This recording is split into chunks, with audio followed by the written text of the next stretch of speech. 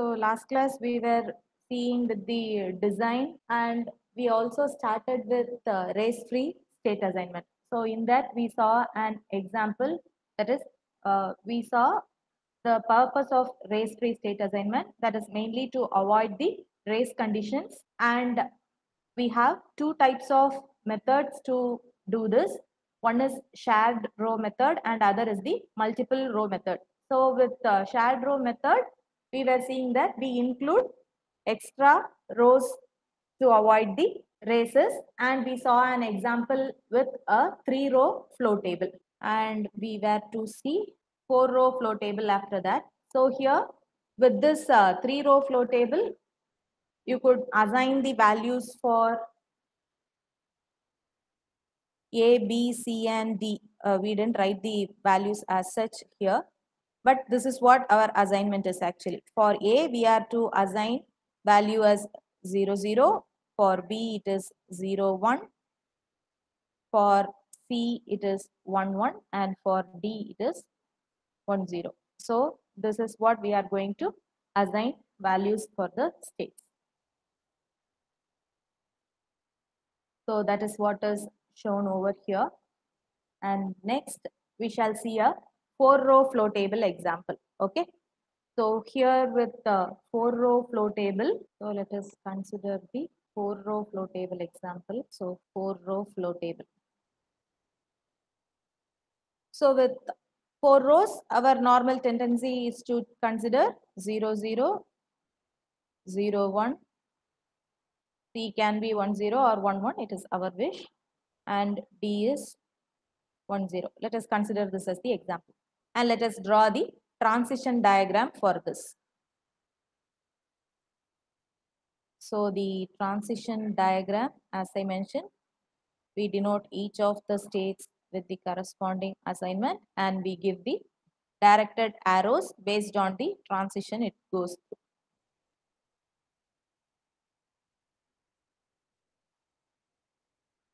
Okay, so here in this, you can see that being in state A, we move to state B as well as to state D.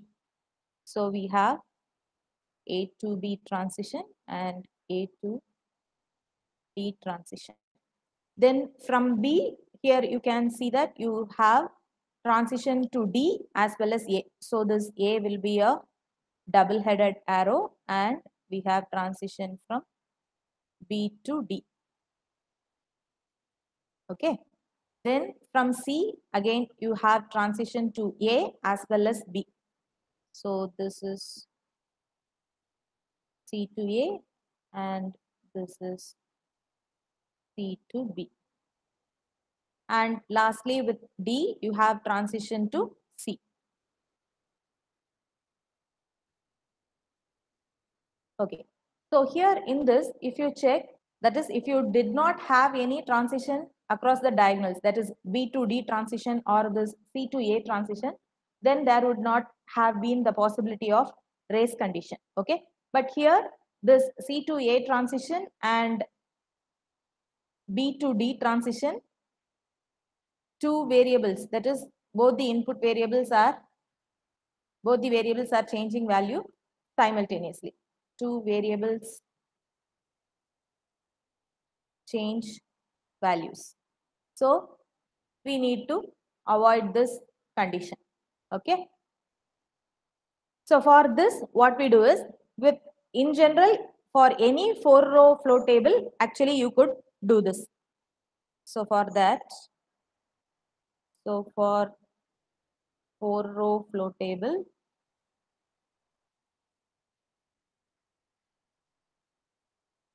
to avoid race conditions, following assignment can be used.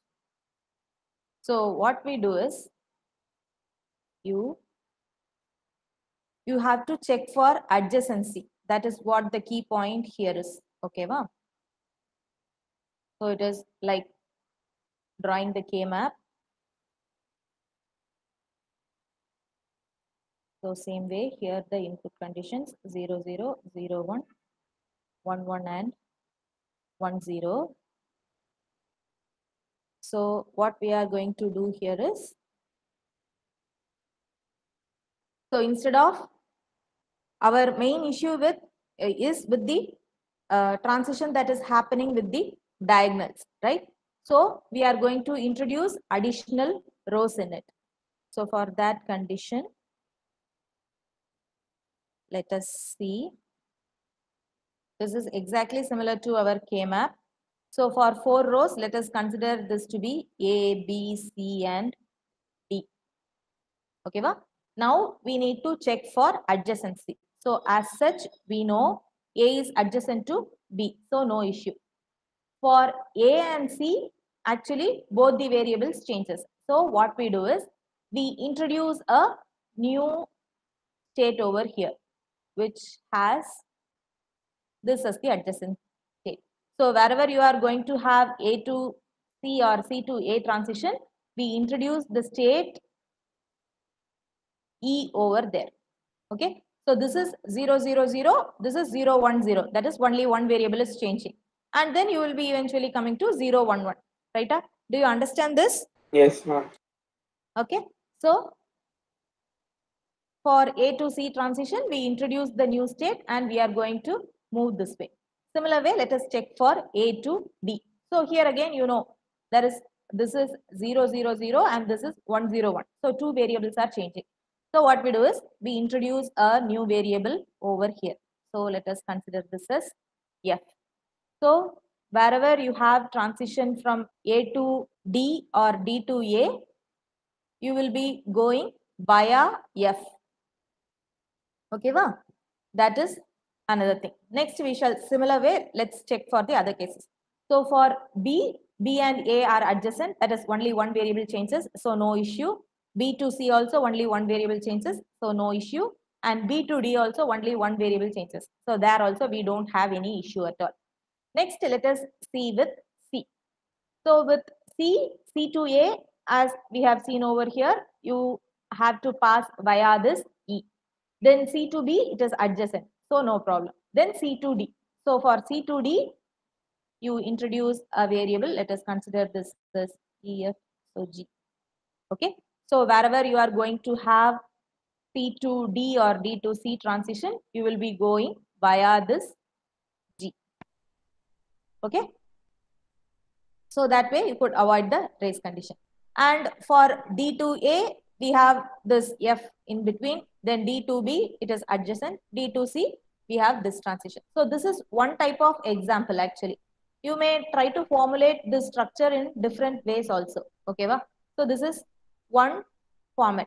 So with the above 4-row flow table, we are going to convert it into 7 rows. Okay, va?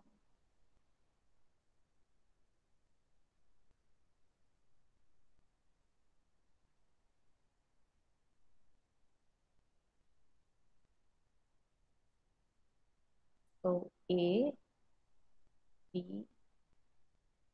C, D, E, F, and G.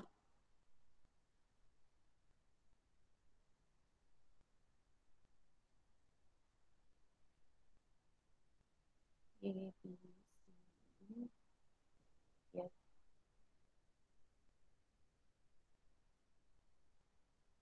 So here A to B transition, we don't have any issue. So we keep it as B as such. Then we have the transition to A, so self loop, so no issue. For A to D, we are going to F and then to D. So we give the unstable F over here. And in the row F, we give it as D. Okay. And then the stable D will be coming across. And with A, again, this is the same state. So A as such. With B, we don't have any issue. So B, D, B, and A. And for C, this is self loop. Then C to A, we need to go via E. So this is E, and in E you will be having A. Okay, then C to B, it is adjacent only, so no issue. And lastly again C. Then you have this D to C. So here we are having this G.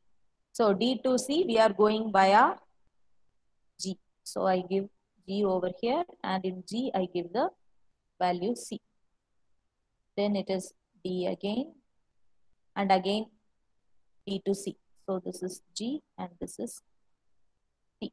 All other places we give don't care. Okay, va? As such, this is the case. Just for arranging the terms, we write it in the order. So here we know the value for A is 0, 0, 0, B is 0, 0, 1, C is 0, 1, 1, D is 1, 0, 1, E is 0, 1, 0, F is 1, 0, 0, and G is 1, 1, 1.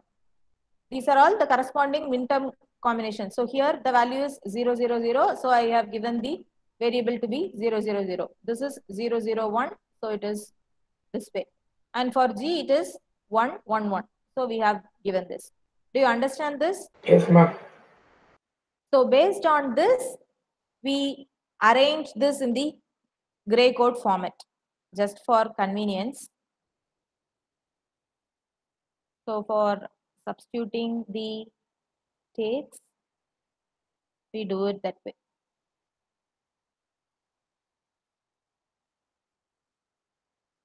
A, B, C, D, E,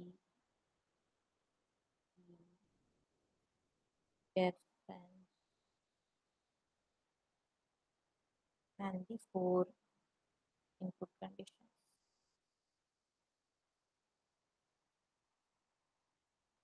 So 0, 0, 0, 1, 1, 1, 1, 0.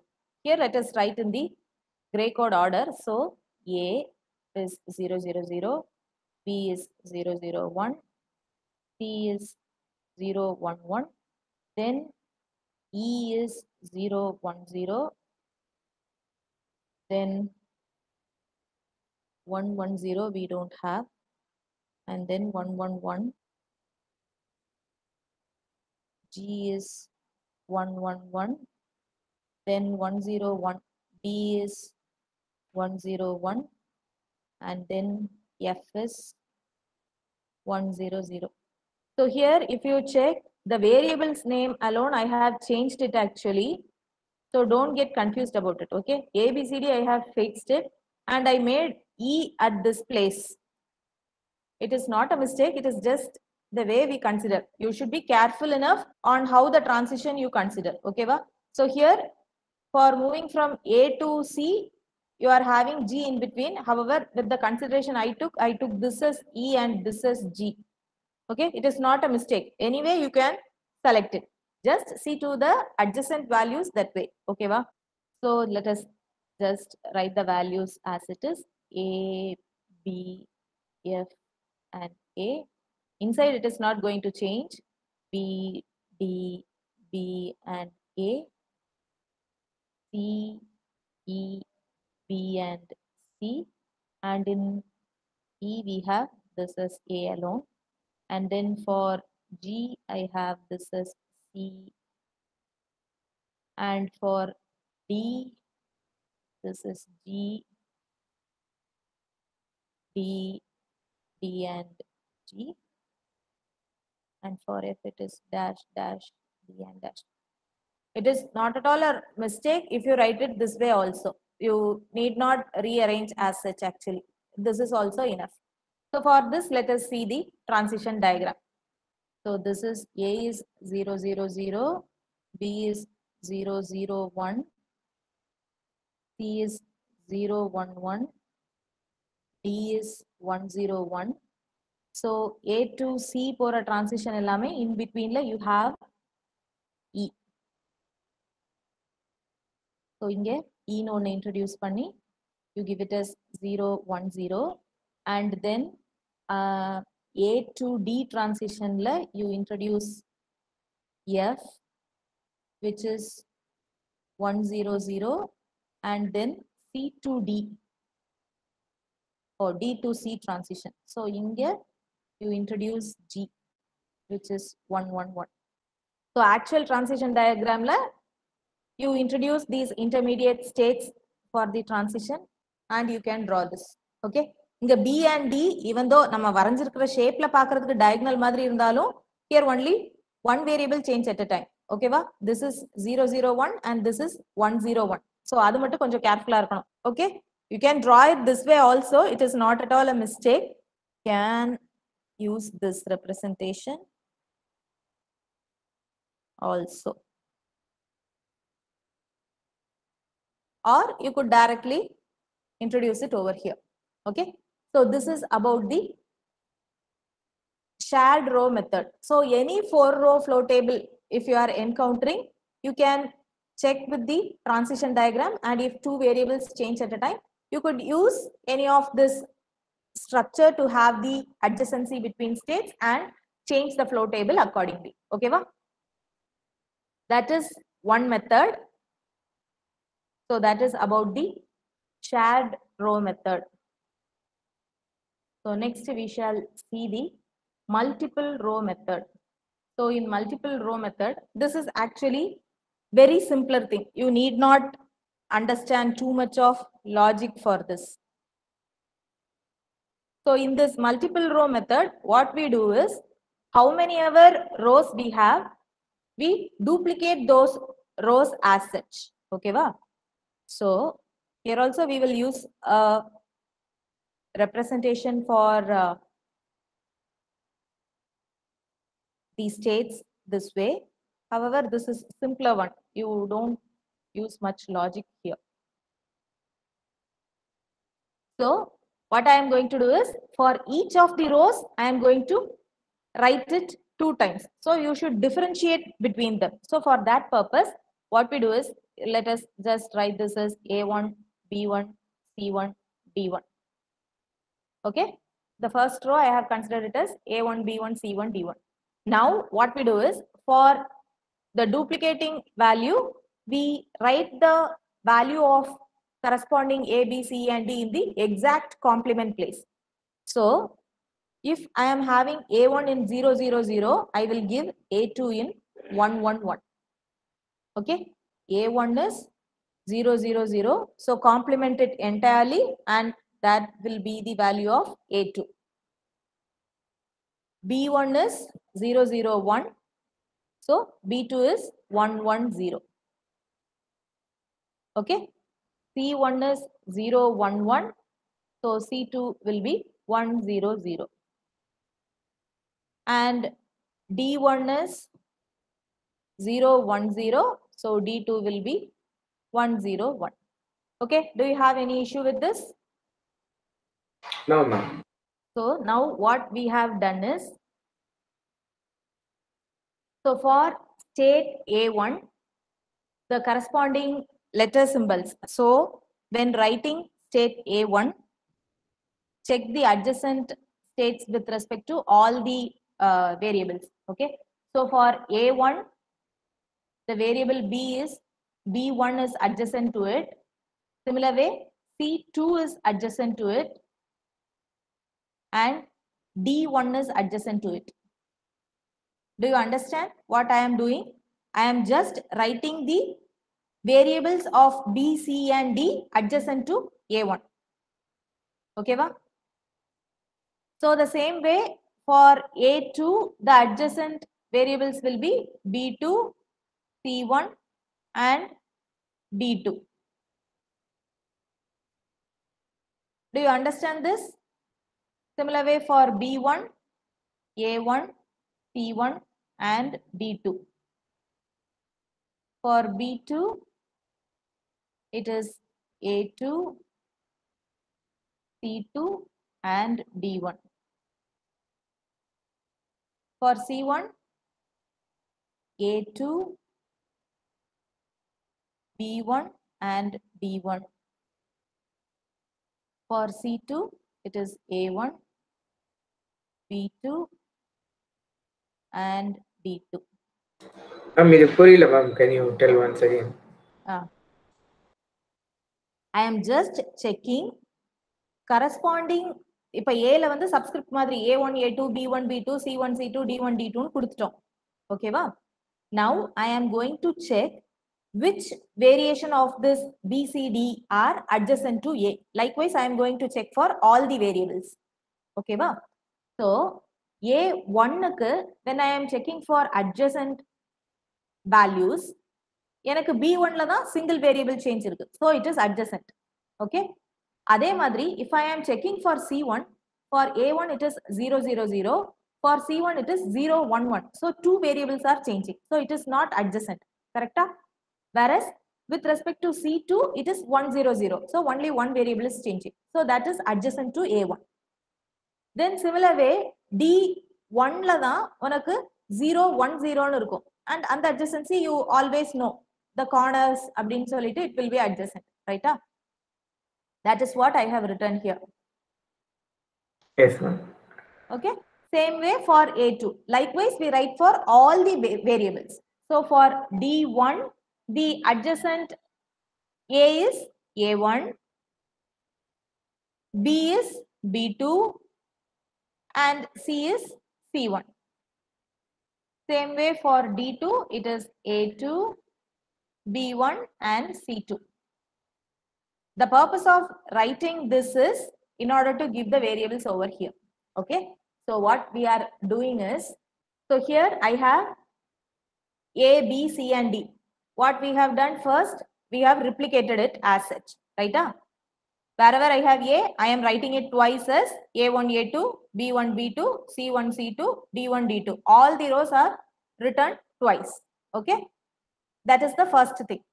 Next, we will write the variables inside these squares such a way that it is adjacent to the corresponding one. So, when I am writing A1, the corresponding B value which is adjacent to A1 is B1. So, I write it as B1. Then the same state, so you will write this as A1 as it is. And for A to D transition, so checking for A1, D1 is the adjacent one. So, we write it as D1. Okay. Likewise, we fill everywhere. However, in this, if you check for C1, or let us take this B1. Okay. So with B1, here you have the same state. So we write it as B1, B1, and this is B2, B2 as it is. So for B1, for the variable D, if you check, D2 is adjacent. Okay, B1 is adjacent to D2 and not D1. So we write this as D2. And similarly for B2, D1 is adjacent, not D2. So we write this as D1. Okay. And variable A, A1 is adjacent to B1 and A2 is adjacent to B2. So we write this as it is. Okay. Do you understand this? What we have done? Ma'am இப்போ இந்த first ரோல இந்த ரெண்டு A1 stable state இருக்குல்ல ma'am, அது வந்து அந்த second and fourth காலம்ல தான் வரணும்ன்றது எப்படி தெரியுமா? இதே டேபிளை தானே நாம ரிப்ளிகேட் பண்றோம். நான் இதே டேபிள் தான் ரிப்ளிகேட் பண்றேன். I am not making any other changes. Okay okay. அந்த லெட்டர் சிம்பல்ஸ்ல மட்டும் நான் ரெண்டு வாட்டியா எழுதுறேன். அவ்வளவுதான். மத்தபடி ஸ்டேபிள் அன்ஸ்டேபிள் ஸ்டேட் எதையுமே we are not changing. Okay okay. ஓகேவா? You are just replicating it but with different notations. That's all. So வெறுமனே A னு மட்டும் இருந்த இடத்துல A1 A2 னு ரெண்டு இதுவா எழுதுறோம். B னு இருந்த இடத்துல B1 B2 னு எழுதுறோம். C இருந்த இடத்துல C1 C2 and D இருந்த இடத்துல D1 D2 னு எழுதுறோம். So ஒவ்வொரு ஸ்டேட் வேரியபிள் அந்த A1 A2 எல்லாத்துக்கும் பார்க்கறப்ப அதர் லெட்டர் சிம்பல்ஸ்ல எது எது adjacent states அப்படிங்கறதையும் பார்க்கறோம். adjacent state நம்ம பார்க்கிறதுக்கு காரணம் only there you will be having a single variable change. அதுக்காக தான் நம்ம அதை பார்க்கறோமே தவிர வேற எந்த ரீசனும் கிடையாது. Because நமக்கு asynchronous sequential circuit design பொறுத்தவரையிலே main thing you are not supposed to have more than one variable change simultaneously. ஓகேவா? அதனால தான் அந்த மாதிரி பார்க்கறதே. Do you all understand this? மத்தவங்களா? Are you with me? Yes ma'am, yes ma'am. Okay. So that is about the race-free state assignment. So sometimes 10 marksல வந்து இந்த மாதிரி எல்லாம் கூட கேட்பாங்க. Maybe directா race-free state assignment சொல்ல மாட்டாங்களா இருக்கலாம். But indirectா you should understand the question, what it implies. அந்த மாதிரி you have to write both the methods. ஏதோ ஒரு example consider பண்ணி you should be able to do it. Okay. So that is about the race-free state assignment. So this is mainly performed to avoid the races in asynchronous sequential circuit. So next, let us see hazards. That is last topic in this actually. So we shall understand the different type of hazards in sequential and combinational circuits. So hazards அப்படிங்கிறது என்ன அப்படின்னா, it is mainly an unwanted output condition. Okay, so we shall see it. So in the design of asynchronous sequential circuit, we know that we operate the circuit in fundamental mode, that is only one input changes at any time, and it also should be free from races. Okay, wow. So what is meant by this hazard? Hazard is unwanted switching transients. It is all of a sudden it is happening, so we call that as transient because it won't be lasting for a long time. So it is a switching transient and it is unwanted one which occurs at the output. Why does it occur? Because different paths exhibit different propagation delay. So we always know due to the delay in the gates, there is possibility of this propagation delay, right? So this causes the circuit to malfunction. So generally combinational circuits அப்படிங்கிறப்ப you may come across a temporary false output value, but it won't be giving you any tedious error. So generally we don't consider it too much. However, there is ways to avoid that also. However, in asynchronous sequential circuit, it will result in a wrong stable state. So that is not at all desirable for us. So for this, we need to check for possible hazards and determine whether it causes any improper operations or not. Okay. So we have hazards in combinational circuits, sequential circuits, everywhere we have actually. So in case of combinational circuit, hazard is a condition where a single variable change produces a momentary output change when no output change should occur. Okay, you will not be expecting a output change at some input combination. However, due to the delay or something, there will be a momentary change. So we shall see an example. So here in this particular circuit, so this circuit is, that is, you have minimized some circuit and you got the expression as y is equal to x1 x2 plus x2 bar x3. So this is the Boolean expression for this. So this has been implemented with the AND OR structure. Okay, this is the AND gate and this is the OR gate structure. This is the same circuit implemented using NAND gate. Okay, va? So if you check, you will have the same functionality of this. So I have written the expression over here. Okay, so here let us assume initially all the inputs are set to 1. So what happens when all the inputs are set to 1? The AND gate 1 will give you output as 1, right? In AND gate 2, this is x2 bar, so it will give me output 0. And this is OR gate, so my output will be 1. Okay, now let us consider a change of x2, that is this particular variable is changing value from 1 to 0.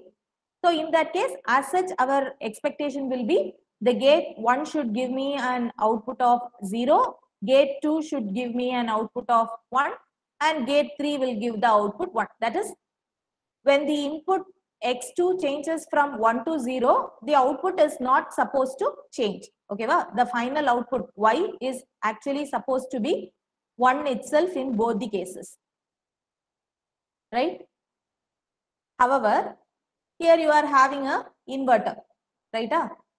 So an hazard occurs when the inverter delay may cause gate 1 equal to 0 to change before gate 2 equal to 1.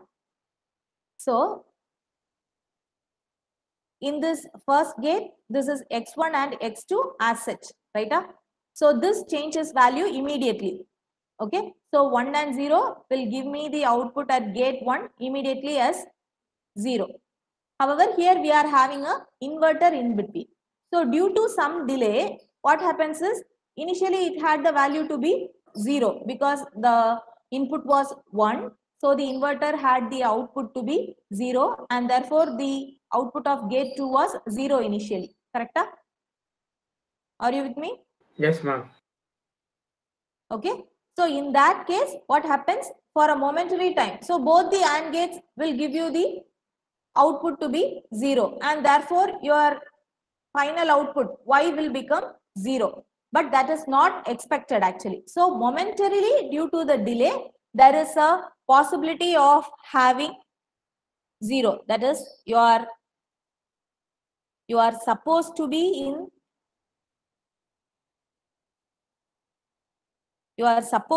in output condition 1. However, momentarily your output goes to 0. Okay, that is what is mentioned over here. The same thing actually happens with this NAND gate also. Okay, that is this particular circuit. The NAND circuit also has the same thing. So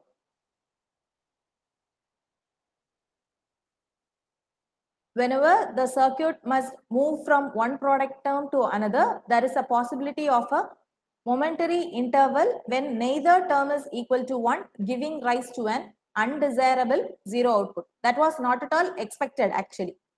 Okay, but it happened. So that sort of hazard, we call it as the static 1 hazard. Okay, we are supposed to be in the constant 1 value, but momentarily we are getting a 0 output. So we call that as static 1 hazard. Instead of being statically in value 1, it is momentarily coming to value 0. So we call that as the static 1 hazard. So when a circuit is implemented in sum of products form, that is either using AND OR structure or NAND gate structure, if we remove the static 1 hazard, so by some means we are coming across with a technique to remove the static 1 hazard. This will guarantee that no static 0 hazard or dynamic hazard will occur. Okay. So initially I should have mentioned the type of hazards. The first one is the static hazard. Second one is the dynamic hazard. And last one is the essential hazard. So in short, to say, the static hazard is further classified as static 0 hazard and static 1 hazard. And majorly we come across this static hazard in combinational circuits. Okay, va? So static 0 hazard means you are expected to have the output at 0. However, you momentarily get a value of 1. That we call it as the static 0 hazard. And if you are supposed to have the output to be in 1 statically, and when you get a momentary 0 output, we call that static 1 hazard. Okay, va? So this static 1 hazard being implemented with AND OR structure or the NAND gate structure, if we remove it, this guarantees that static 0 hazard or the dynamic hazard will not occur in it. Okay, so this is sometimes in gate questions and all, you will come across such question actually. Okay, so if the momentary input causes the R output to change from 0 to 1, the output will maintain at 1 after the propagation. So that we will be ensuring. Okay, so the second type of hazard is the dynamic hazard. So dynamic hazard is something where instead of only a momentary change, it will be oscillating between 0 and 1 before settling down to the constant value, either a 0 or 1. It will be oscillating between 0 and 1. That we call it as the dynamic hazard. Okay.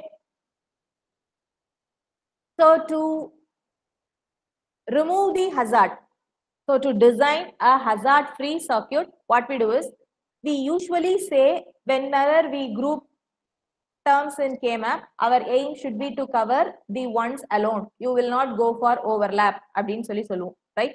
However, here in this case, we will check for possibility, because the error happens because the momentary change had not been accounted into. So for that purpose, with the expression we saw now, we had y is equal to x1, x2 plus x2 bar x3. So the K-map actually looks like this one. Okay, you have this pair and this pair. The momentary zero occurred because of this x2 bar value had to go through an inverter, and that's the reason. So we actually include redundant gate by covering the ones over here. Okay, so what happens is, considering this particular group, even though this x2 is changing value, or if it takes some time in changing the value, this particular term will actually take care of the momentary change. Okay, so generally for designing a hazard-free circuit, you will be covering, that is, you will be overlapping the pairs in addition and give an extra term. So this will be the circuit. So the first example that we saw was, initially everything was 1, right? So we had this output to be 1, this output to be 0, and this was 1. Now here the final output is 1. Now this x2 is changing value to 0. So even if by some delay there is a problem, what happens is, this circuit, the first AND gate and the third AND gate is going to give you the 1 immediately. So the output will retain the value of 1 as such. Okay, do you understand this? Yes, ma'am. Okay. Now next is the hazards in sequential circuits. So generally there won't be much problem for synchronous design. However, with asynchronous sequential circuit, the change will give you the wrong stable state. So this can be avoided using SR latches. So instead of designing asynchronous sequential circuit with the combinational circuit with feedback form, if you design it using SR latch, you could avoid the hazard in asynchronous sequential circuit. Okay, va? Because the value of S and R will take care of the change. Okay, so that is what is shown over here. So here in this example, the 111, that is this particular value, and the input x2 changes from 1 to 0. So in that case, the output y may go to 0 momentarily, because you are having the feedback path actually. So y x1 x2 is 111, and we consider x2 changes from 1 to 0. Okay, so here initially if you check, so this is 1, this is 1, and this is also 1. So in that case, the second gate is going to give me 0, and this is going to give me 1, and the output is 1. Now if this value changes from 1 to 0, so in that case what happens, if there is a delay, it is similar to the previous circuit we saw actually, just a feedback path. Instead of an x3 variable, here this is considered as a feedback path. So this first gate will immediately change value to 0. However, here if the inverter has some delay, both the AND gates will be giving me output 0, and so you will be having a momentary 0 in the output y. Okay, so to overcome this, we use the SR latches. Okay, So this actually will not give you that effect. That is, the momentary zero will not be observed over here. Okay. So anywhere with asynchronous sequential circuit with the feedback path, if you are having a momentary change, that can be avoided by using SR latches. And this is one example for that actually. You could check it out. And the last type of hazard is the essential hazard. So with this essential hazard, this actually happens due to unequal delays along two or more paths. That is, when from the same input, you have two or more paths going to different gates or something. Okay. So if there is unequal delay in this case, then essential hazard occurs.